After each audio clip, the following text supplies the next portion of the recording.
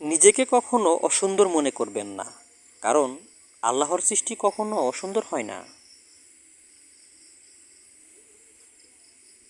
সেই ব্যক্তি অভিশপ্ত যে মরে যায় অথচ তার খারাপ কাজগুলো পৃথিবীতে রয়ে যায়। কেউ আপনার থেকে দূরে চলে যাওয়াতে অধিক চিন্তিত হবেন না, কারণ তা আল্লাহরই পরিকল্পনা ছিল।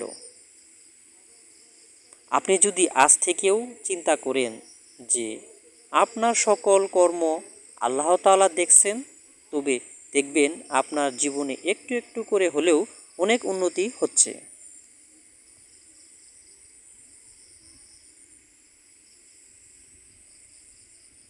এত অহংকার করে লাভ নেই, মৃত্যুটা নিশ্চিত, শুধু সময়টা অনিশ্চিত।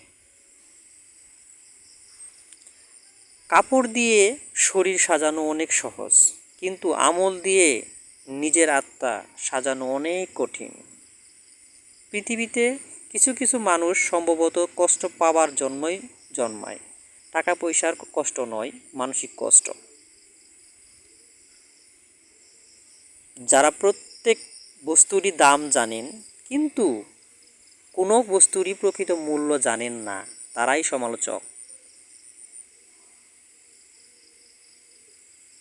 রাগ মানুষের ঈমানকে নষ্ট করে, হিংসা মানুষের নেক আমলকে ধ্বংস করে, আর মিথ্যা মানুষের হায়াত কমিয়ে দেয়।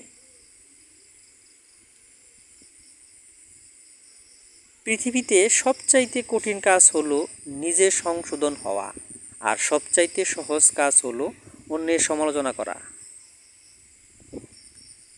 যে মেয়ে মাথায় কাপড় ছাড়া চলবে, কিয়ামতের দিন তার এক একটা চুল সাপ হয়ে তাকে কামড়াবে। রাগকে মনে জায়গা দিলে সম্পর্ক নষ্ট হয়, অভিমানকে মনে পুষে রাখলে দূরত্বের সৃষ্টি হয়, কিন্তু সব ভুলে ক্ষমা করে দিলে প্রতিটা সম্পর্ক স্থায়ী হয়। দেখতে চাই স্বপ্ন, থাকতে চাই মগ্ন, হতে চাই কবি, লিখব আমি সবই, বাসতে চাই ভালো, জ্বালাতে চাই ইসলামের আলো।